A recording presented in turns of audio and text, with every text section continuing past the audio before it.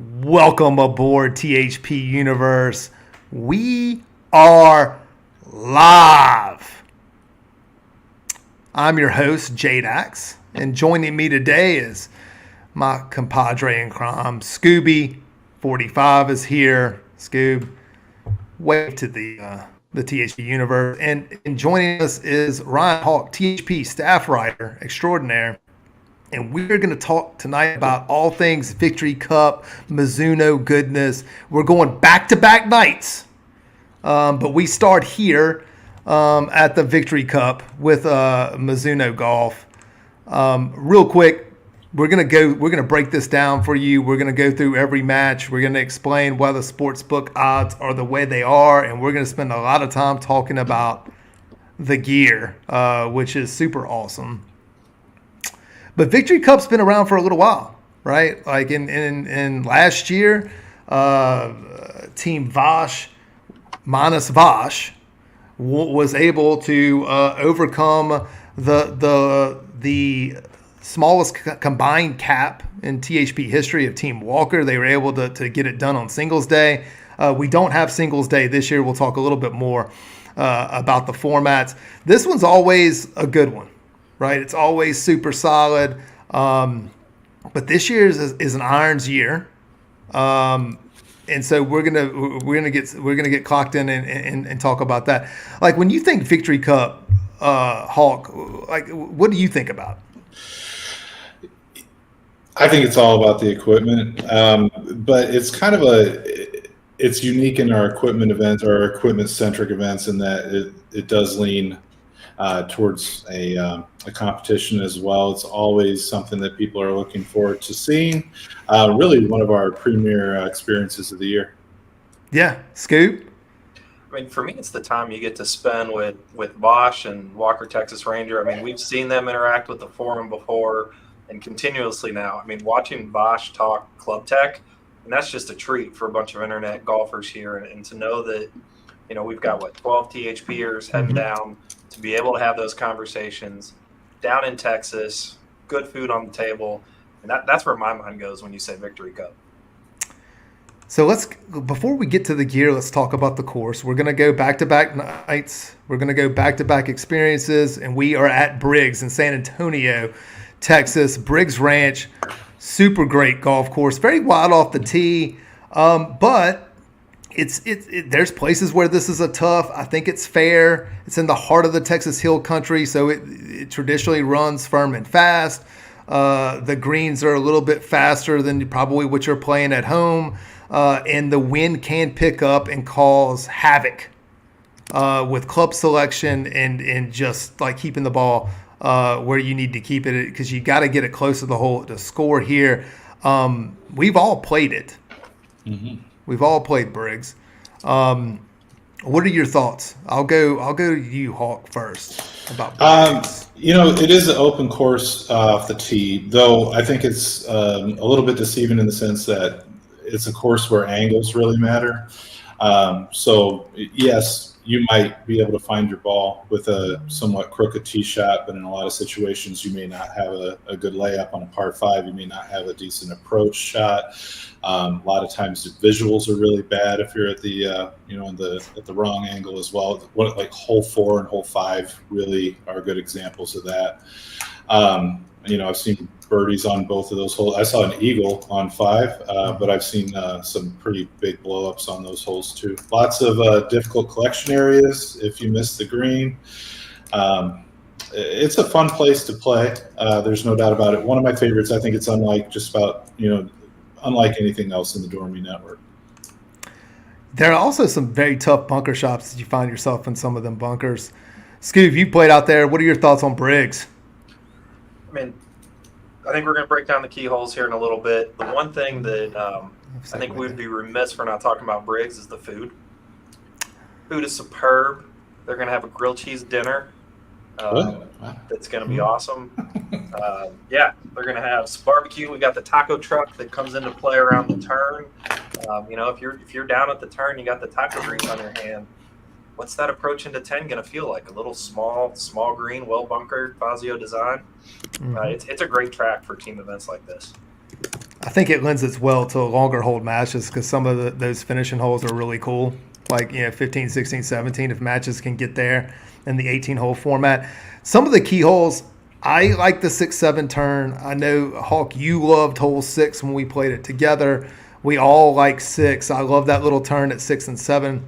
There is only 6, supposedly, is the only hole in which water comes into play. However, I ended up in the marsh area water to the left, like left of Walter Mondale, left of 11. Okay, it's not even on the GPS in the cart during the Goat Cup. So so beware that if you miss, dude, I was over there. I was over there. That's like past snake country. Yeah, like it was bad. I do like if some of the matches get late, or if the alternate shot is on the back nine, which we haven't been told yet, that 15th hole could come to play, right? Like it plays 185-ish probably from the tees that they're playing from. If you miss either short or pin high right into that bunker, that is a devilish up and down. And if you miss left, the whole complex sort of slants away from you. Can you keep it on the green?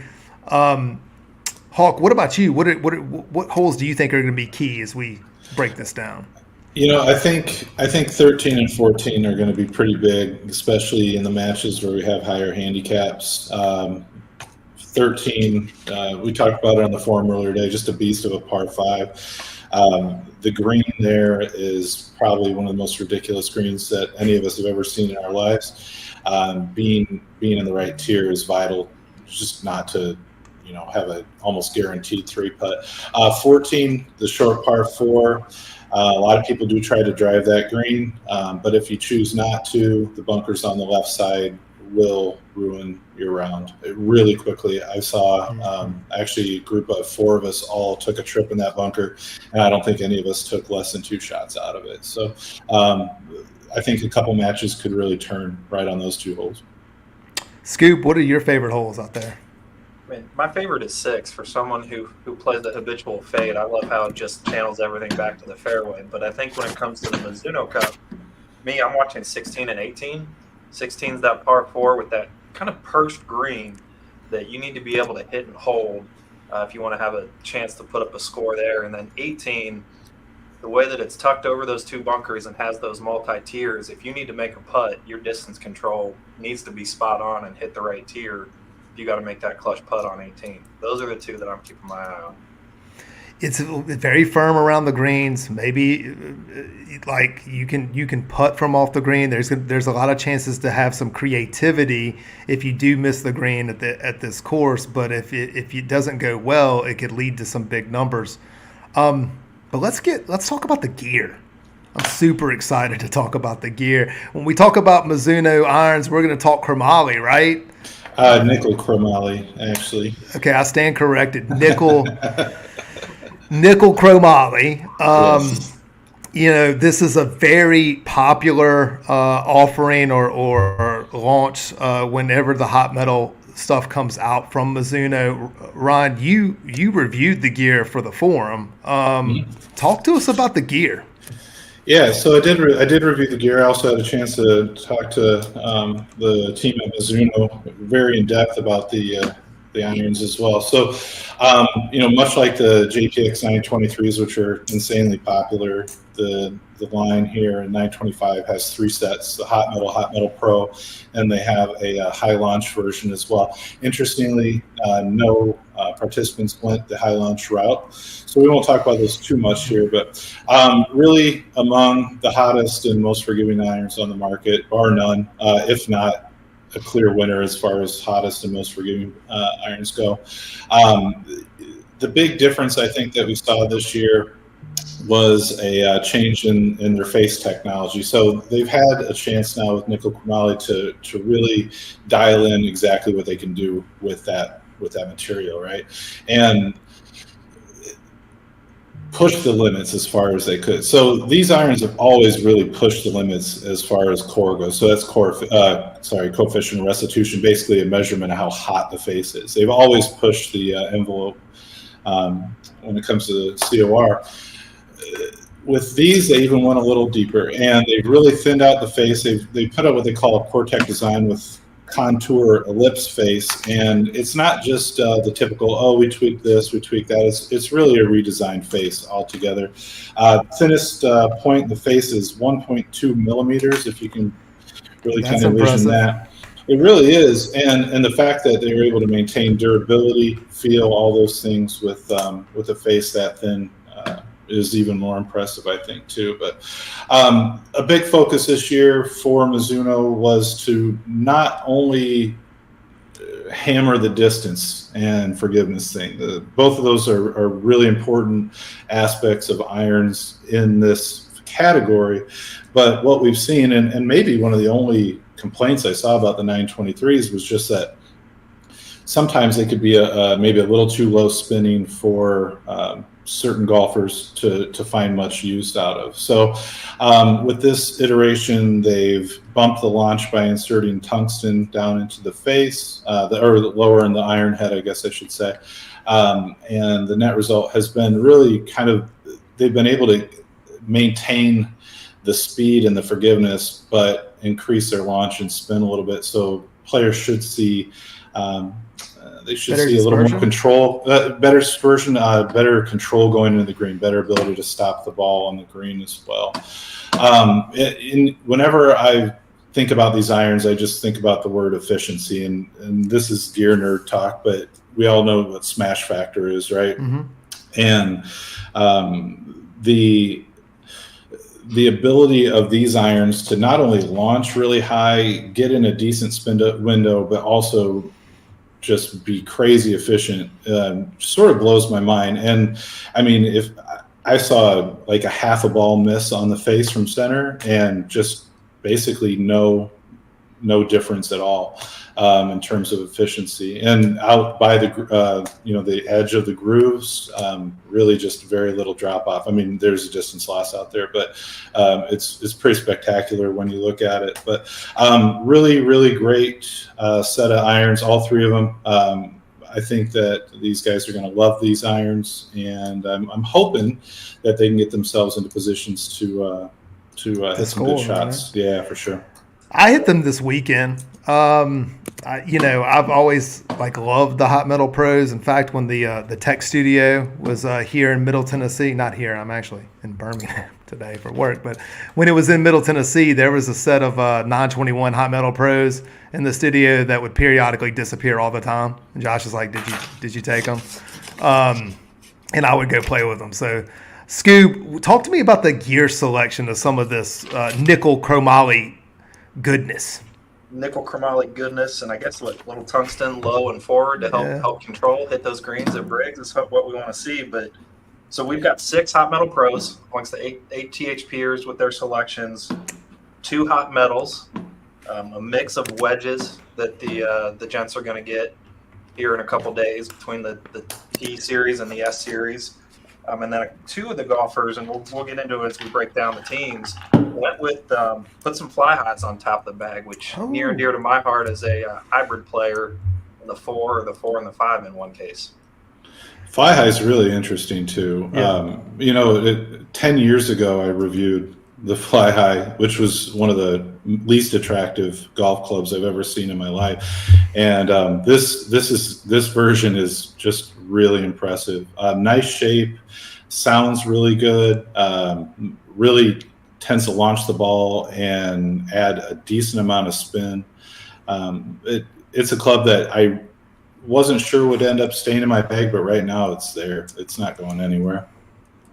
Hold on. Someone is disagreeing with the original Fly High. I'm assuming that is Josh. Josh. He loved the club. He loved it. I can't wait to watch these guys hit some really good iron shots or hear about them this week. So let's talk about the format. So there's 9 points totally available for the Victory Cup. 4.5 would retain for Team Bosch. Okay, they did win last year. They got it done on Singles Day, like I said earlier. Awesome follow that it was last year. If Team Walker wants to take it from them, they're going to need 5 points. And here's the format. Thursday, we're going to have 18 holes of Shamble Best Ball, and we'll get into the matchups and the pairings here in a second. And then there's a sprint to the finish. One of my favorite inclusions in any of these formats is the 9-hole alternate shot match, which could have some wild swings and it could go either way. And they end Friday, 18 holes, Shamble combined score, which has been – we haven't seen it here at Briggs. I don't think that we've used it at Briggs, but it has eaten some people up. And especially in sometimes this is going to be match play, but in stroke play, brutal. Scooby, what are your thoughts on the format here? I mean, I like it. Shamble is the way to ease into the round. We've kind of seen that before. Get some of the jitters out for some of the rookies out there. Alt shot, it's a sprint that's just a joy to follow along on the forum, trying to keep up with all the action. And then in this case, that Shamble combined, if you're going to want to take the cup home, you're going to have to go get it, right? There's nowhere to hide in that format. And so you will be a worthy winner with that one. Hawk, one of the things that we were talking about in the show prep was it could get late early, right? So you've got 6 of the 9 points are available on day one. 4.5 would retain for Team Bosch. 5 actually wins for Team Walker. If someone gets out to a slow start, it could get late early. What are your thoughts on that? Yeah, it really could, and especially when we get to alternate shot, that will sneak up on you so quick you don't know what's happened, and next thing you know, you're down another point. Hopefully both teams can stay in it for the duration, for sure. Let's make Friday count. Okay, so for someone that's I'm going to throw some coins on it later. The cool thing is that even I think they would complete the Friday matches for betting purposes. I hope they would, because I've got some coin on those Shamble combined score matches. How do you still have coin left at this point? Because I'm a very good bettor. Okay. You can check your balance to validate that. Go ahead and check my balance. I've got over 50 something coins in there. Let's talk about Team Bosch. Combined handicap 8.3. This is on the lower end of the historical spectrum for any of the experiences, and they come in loaded with some people that have a lot of experience. We have Bosch, who I'm wearing a Nashville Sound shirt. I couldn't find I had a shirt that says Anchor Down. I was going to wear it for him, but I forgot to pack it, so we're just going to have to go with the Nash shirt today. You get Vosh, and you get Josh, and you get Brymac, and JD Dox comes in for off the bench for an injury, and then you have only one experienced rookie. Hackett Up played at a shaft up. So from top to bottom, not only is the combined handicap lower than we normally see, the experience factor is heavily on their side. Hawk, what did you think when you saw Team Vosh? That's going to be a very difficult team to beat. There's just no getting around that. That being said, they will have some challenges to navigate. There's no doubt. JD Tox coming in kind of off of the bench here. He's going to be playing a set of irons that are not fit for him, right? Something that is quite different than what he's been playing all year. So that should be interesting to see how he adjusts to that. Love him to death, but you just never know if JB's elbow is going to hang in there for the full 2 days. I sure hope it does, because it makes it more entertaining. And then one other thing, and maybe this is insider information, maybe it's not, but Vishal is a fairly new father, if I am correct. I think that he's got a very young child in the house, and it's kind of hampered his ability to both sleep and to play as much golf as he wants. So how's that going to affect him? Because playing to a almost scratch handicap is not easy to maintain.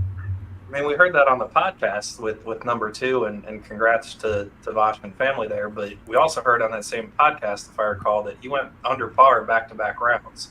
So while most of us, that tends to hit us, maybe it's not gonna show up here at Briggs. I wish I had that excuse. I'm just bad. That's all. You and me both. And Yep. what, 7-8 hours of uninterrupted sleep? You could feel like Superman. He might. Scooby, anything that else jumps out at you? I know that we had BSB Mike was on this team. Unfortunate injury, dropped out. So if he's watching, hats off for him. Get well soon. Let's talk about Team Walker, the underdog. A little bit different. Walker, Texas Ranger, love the name. He has been solid in any time that he's shown up. Actually, he has a winning record at these things. He's 4-2. Lifetime, John comes with him as the lowest handicap in the field, and then he gets a little more rookie based. You've got, I'm going to try to pronounce this. We practiced this. Ty with a, I think Ty with a 17-7. Johnny's 009, but not 007. Ty with a Y. Ty with a Y. Tie with a Y. Okay, tie with a Y. Okay, awesome. There it is. Bringing the value tonight. I'm off my mark now. It's like Dan's here. I can't. I'm sorry. I apologize. No, you don't apologize for Mike and AMAC also come in. All of them rookies. So your only great experience here is with Walker. Tie with a Y. He's been in an experience before, but it was a non-competitive situation. Is that a big? Do you think? I do put some weight to it when setting the number, but Hawk, do you think that's a big deal, small deal, or no deal? I do. I think it's a big deal. Not so much for your ability to withstand the pressure of competition, but I think just the environment, playing in a different course, not sleeping a lot, the inevitable chirping that you're going to hear all week. All those things are new, and then it's just overwhelming sometimes what is happening to you in these experiences. So it can sort of start making time move really quick, and they won't have a chance. They just don't have that luxury. I'm sorry, I'm reading the comment section. Is they were waiting for me to try to pronounce that name. It was like, hey, we're tuning in just for this. Scooby, what do you think about Team Walker? I'm just glad, like we talked about in the green room, you gave the people what they wanted there with the pronunciation. But to Team Walker, yes, they're rookies, but if you followed some of the prep, Johnny's 00, not 7. He had a hot round in the live thread last weekend, so it sounds like he's coming in on form. I saw that. Mike Woolwin, been playing a lot of league matches when you go look into his handicap record, but there's a couple courses in there, 137 slope, so he's tried to get out and find whatever golf he can in Cleveland to be challenging, like he's going to see at Briggs. And then Amac, has been playing tournaments all summer, so that tournament feel, yes, the updating, the live experience changes it, but that heat of the competition, I don't think is going to get to him. It was the reason with all of the rookies. That was the reason that I set the line here. We didn't talk about it before. Team Vosh is minus 250. The comeback on the underdog Team Walker is plus 200. There is a path for both of these teams to get there, and we'll talk about the matches. Match 1 is Shamble Best Ball. They come out of the gate. So I think this is one of the higher favorites that I made. We get JB and Brahmak for Team Vosh. Team Vosh is going to be listed first here with Ty with a Y. Sorry, Ty with a. I should just sometimes when I mispronounce something, I just go with it the rest of the show. But I'm not going to do that this time. Do it. And Mike goes out here's sort of a pop 'em and drop 'em from Team Walker. If the people's elbow holds up, Josh is going to be solid finding fairways. Brahmak in his only competitive appearance at the rivalry on Team JDAX was absolute nails. This is going to be a tough out. I made Josh and Brahmak minus 250. The comeback with Ty and Mike plus 200 thoughts. Hawk. No, I think you're right on. That's a really tough matchup for Ty and Mike. There's no doubt. That being said, a lot of it depends on where those handicaps have kind of come from, right? If they can keep it in play off the tee and have decent shots and greens, maybe those pops work for them. But if they're in trouble early, it's going to be very tough to come back. Scoob, thoughts on match 1? Not too far off Hawk. When you look at Mike Woolwind, we've kind of heard the driver's been a little hit or miss in the lead up to this. Mm-hmm. But Ty with the Y, he's finding fairways out there. He says that Shot Scope says his worst strokes gain is that 100 to 200. So I could see a scenario, throw a couple pops there, Ty with the Y, send the bomb. Mike throws a little dart, rolls it home. I mean, maybe they pardon that birdie him to death and make the whole form grown. Josh doesn't miss fairways, and this is a place where you can hit a bunch of them, right? And so, they're going to apply heat and make them find fairways and make those pops count. We'll go to match 2. Vosh goes out with Jeremy. This is just sort of like, hey, look, we're just gonna hit you right in the mouth. Here are the 2 best players we have potentially. But they do catch Walker in Johnny's 009. God, the numbers, and it's not even 007, which I could totally understand if it was. I made because of the pops and because Walker has played extremely well in Victory Cups. You get a little bit of a discount here if you want to take the favorite. I made Vosh and Jeremy minus 150. The comeback on Team Walker is only plus 100. I'll start this time with Scooby. Thoughts on this one? I think this is going to be a slobber knocker, as they say. You got 2 coworkers. They sit side by side, head to head. There's going to be some pride on the line here, and I expect to see fireworks in this match. Hawk, what you got on this? I'm sorry. I'm talking smack in the YouTube chat. So I actually have this one for a half, which I feel like this is one that Bosch and JD Tox are going to really have to work for. And if they can gut out a win, great. But a half is very likely.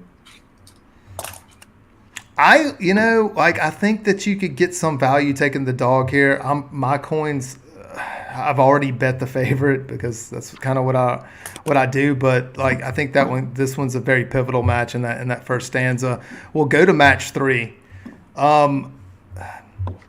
This is kind of where you get a very dangerous mid and hack it up, and then you get kind of a rookie here with RVS 1970. I do make them a little bit of an underdog because John, all of the lead up here is John's a stick. Don't sleep on John. Don't sleep on John Freeman.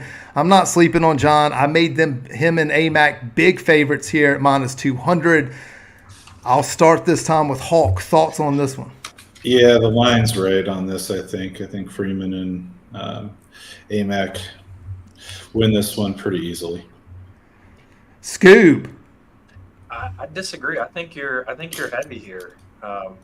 We've read about RVS being able to put together a bunch of strings of bogey golf and then a blow up hole, and same with hack it up. So I think they've got potential based off their games to ham and egg it here.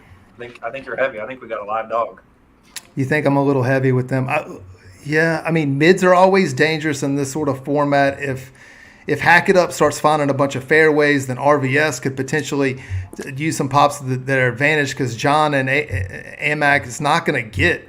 They're going to be laying a bunch in this match. So maybe you're right. Maybe I didn't give a little bit of enough of a discount for that. But if you get through the first 18 hole session, right? I've made Team Vosh a favorite in 2 of these matches. Here, Team Walker is the favorite. So, if chalk holds up, you're talking 2-1 here, and then we're going to get into this sort of 9-hole alternate shot sprint to the finish where Vosh and JB go out. And then they get Ty with a Y and Johnny 009, not 7. I understand like wanting to pop them and drop them. I get it. In fact, I've done it several times, and I've thrown pop them at drop them at Josh. And as the captain of a team that was playing against him, and he just like he swats them away. It's just like nice try.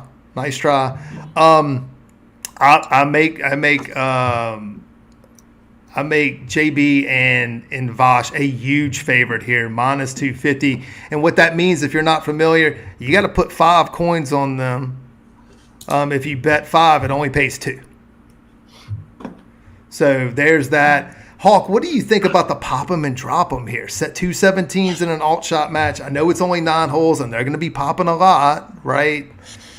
I don't even know what you're talking about. Pop them and drop them, man. I'm sorry. That's strange language to me, my friend. But I do think that JP and Vosh are going to run away with this one real fast, real fast. I apologize to Ty and Johnny, but it's going to get you. Holy cow. Like, would you prefer Papa-Palooza? Like a Papa-Palooza pairing? Scooby, what are your thoughts? Speaking of Papa-Palooza, what are your thoughts on this? I get associated with Papa-Palooza, but no, I mean, it's going to take some scrambling from Ty with the Y and Johnny's 009. They're going to have to scramble like they've never scrambled before, I think, to pull this one out. They're going to pop. I don't know what their course adjusted is, right? Like, they're going to pop a bunch. They're going to pop a bunch here. One drive into the junk, and you try and hack it out into the fairway, and you don't clear the tall grass, the tall Texas grass, and the hole's over. Put the hole on the board. Okay, so y'all aren't giving the Papa-Palooza pair much of a chance. So, again, here, if chalk holds up, now it's 3-1. Oh, I get it now. I'm just getting it now. Okay. Sorry. Okay. We'll go to match 5. My man Bramack. Yeah. This is kind of like a very, very steady-ish type of pairing. I look, a lot of people question this. I even got some text messages like they thought that I was light here. They thought I should have made Team Vosh a favorite here. Bramack and Hack It Up go out, and they go against John and Mike. And yes, on paper, this looks like I probably should have made Team Vosh a little bit of a favorite. Maybe like where you had to pay a little bit of juice, like minus 175 maybe. But I fell in love with this John's a stick thing. Do not sleep on John. And then all of a sudden I sort of backed off. I was like, okay, I'm going to go minus 110. I'm going to make this a pick'em match. I think that like when you have the level of what John is, he can make up for being put into some bad spots. If he gets there and you don't become like nearly a scratch without being able to get up and down from the garbage can. So I think they're going to get pops in this configuration. That's I sort of like, hey, look, we're just going to send the stick out there. He's going to be able to make it happen. Maybe potentially put Mike close to the hole. That's why I went even here. Scooby, what are your thoughts on this one? I got to give you credit here. I'm right there with you because if John is as good as we're hearing, and the handicap certainly suggested, and not only plays those miracle shots and gets up and down and gives that 3-footer for par, but if you extend that course knowledge, the way to manage a hole, play golf, almost be that caddy, is now that 17 capper Mike Woolwind playing like a 10. And now all of a sudden this match gets really hard for Team Walker or Team Vosh, pardon me. Now, look, Bramack is a fairway finder. Okay, he hits this like little bullet bleeder. It doesn't launch very high, but it finds like every fairway, and it just sort of like comes out like a bullet and leaks right. And he'll just do this to you to death. He owns a single win against Danny Lee, so he's no slouch. But I still think that this is a pivotal match. I think that Team Walker absolutely needs this match. To make sure that it doesn't get late early. If they don't pick up this match, then we're like, okay, that's 4, and now all we need is another half. That would be the concern. In the interest of disclosure, I'm putting coins in on John and Mike because I think they actually get this one done. Match 6, the rookie RVS 1970. 18.1, and he goes out with Jeremy against Walker and AMAC. Look, so you get a 4 and an 18 together, an alt shot. Look, you get Walker and AMAC, and like this is I make Team Walker here a big favorite, -175. The comeback on Team Vosh here is +125. Ryan Hawk, what do you have to say? Yeah, I'm actually going to disagree with you on this. I think, first of all, JD Tox has got to be thrilled to be the recipient of some pops on this match. Oh, he's absolutely running to the window, his own window, right? Yeah, one thing you have to remember, though, is he knows that format really, really well, and he knows this golf course really, really well. And then you factor into the RVS talks of, I've heard him talk about maybe losing some distance or some height. You get a guy like JD Tox helping you around the golf course, maybe getting you a little closer to the green, that type of thing.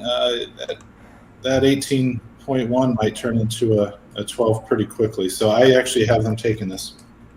In most configurations, Scoob, JD Tox is not ever getting pops, right? He's normally laying. What do you think about this match? Because he's going to be getting in this configuration.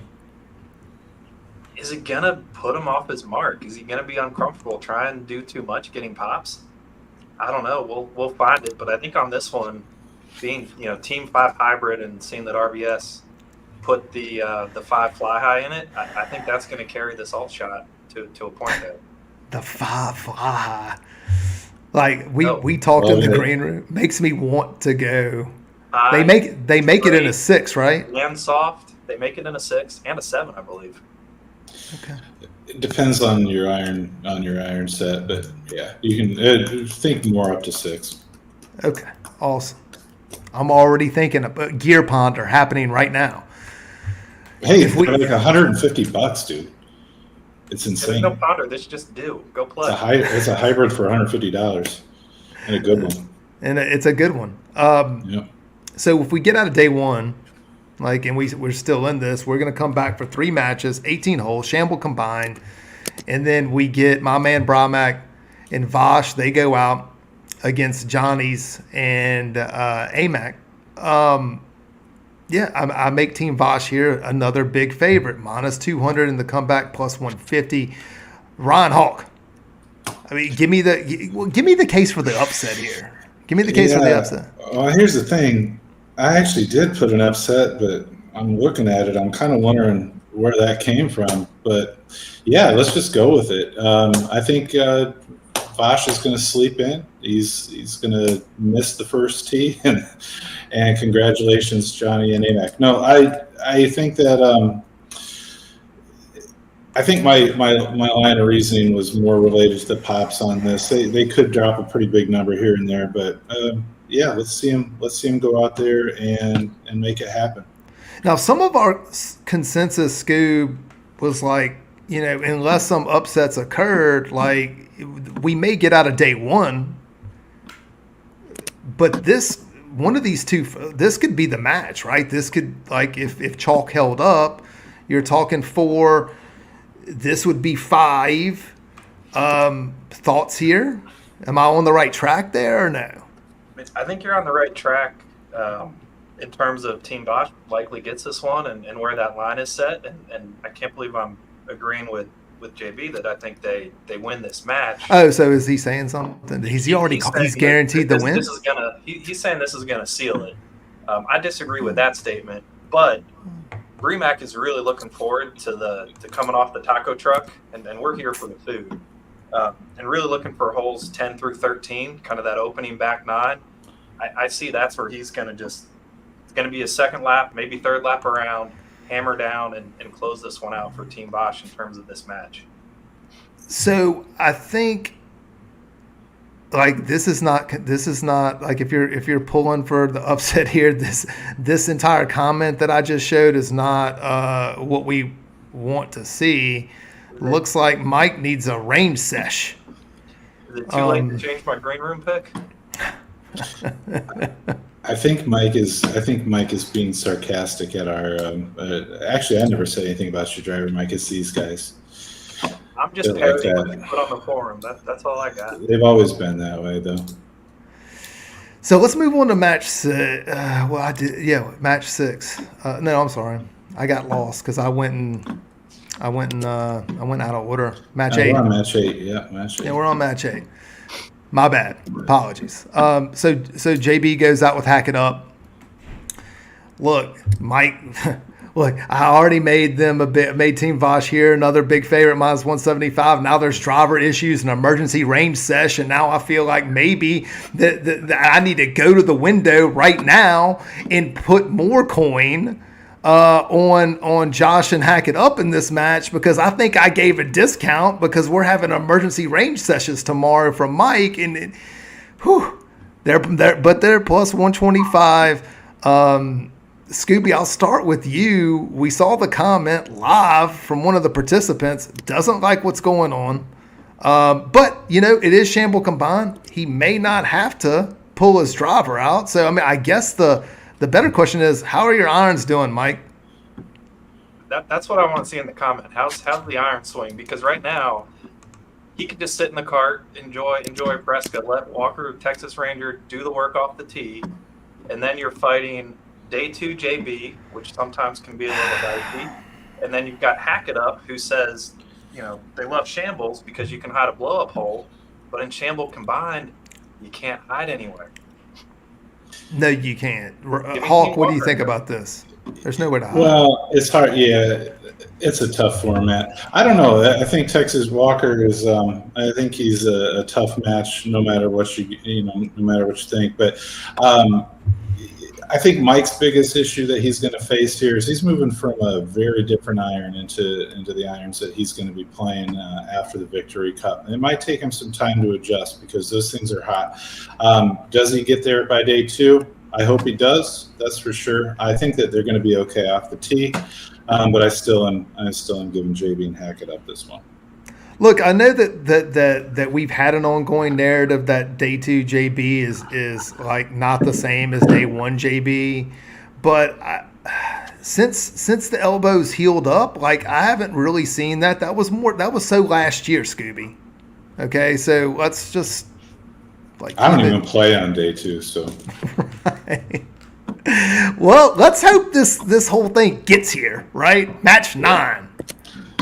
Lord Tox and all the coins that he's going to take from everyone. You can go look up mine. I think I have like 58 coins left. You're not getting them all from me. He goes out with RSV 1970, and then he catches John and Ty with a Y. Very even match on paper, right? You get 2 lows, 2 highs. We're going to go out there in a combined score situation.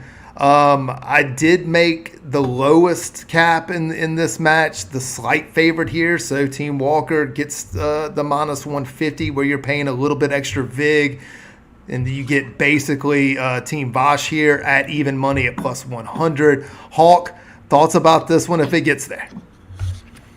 Well, yeah, if it gets there, I really find myself wondering how I'm betting against JD Tox, because I really just believe that he can win anything he wants. But I think going up against Freeman is going to be a real challenge. And I think that the matchup with the scratch, or better than scratch golfer, and the 17 and Ty is actually going to work out pretty well for them. So I'm going to give that one to Freeman. Scooby, it's kind of even on paper. Like, you could have made a case that I could have made that you didn't have to pay that much to take Team Walker here. I have not bet this match yet.